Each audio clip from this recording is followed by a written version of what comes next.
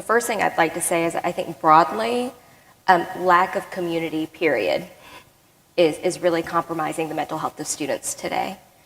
And I think community broadly, in terms of figuring out where they fit and who they connect with. In addition to that, I do think religious community can be very important and protective. I also think that coming to college is a time when students are really exploring for the first time what they believe outside of their parents' home, right? So figuring out, who am I? I grew up in a certain religious or faith community with my parents, with my family, and now I'm at college. What is that going to look like? And so I think that in terms of considering mental health, that there can be a lot of challenges in terms of finding the right faith community when students come to college. So I talk to many students who struggle with maybe gravitating towards a religious community that is the same denomination as the one that they grew up in. But now that they're at college, they don't necessarily feel like it's the healthiest community for them.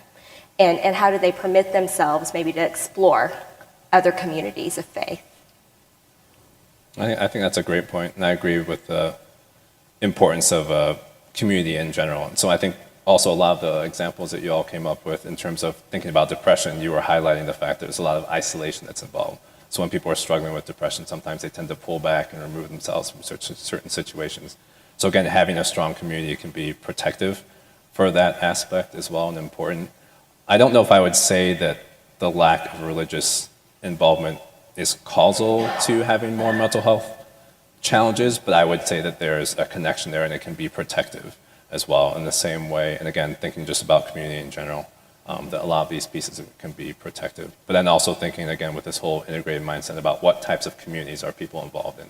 So community can be protective, but it can also be problematic. So depending, I mean, a clear example that I could give is again going back to the whole idea of substance abuse when you have people that are relapsing. So someone that might be hanging out with a new group of people and then go back and associate with someone they used to hang out with in the past that then leads them into a direction they didn't want to go to.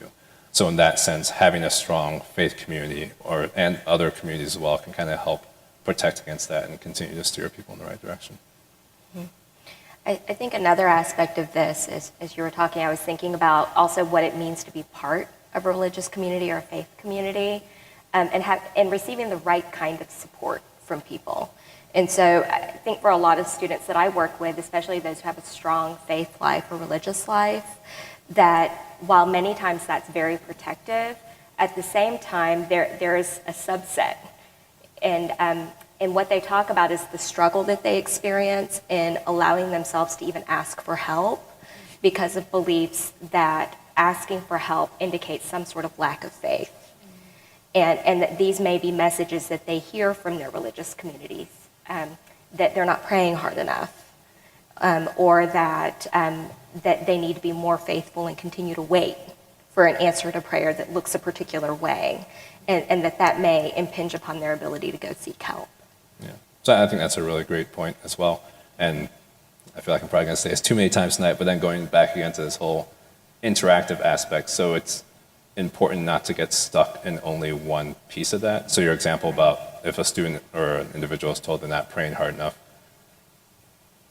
the prayer piece is important and powerful, but you wouldn't also ignore the counseling that can happen or if someone should or should not be on medication. So kind of, I mean, a more humorous example I always give is if someone had an accident and broke their leg, they wouldn't only pray over their leg and say, why isn't my leg getting better? I prayed over it.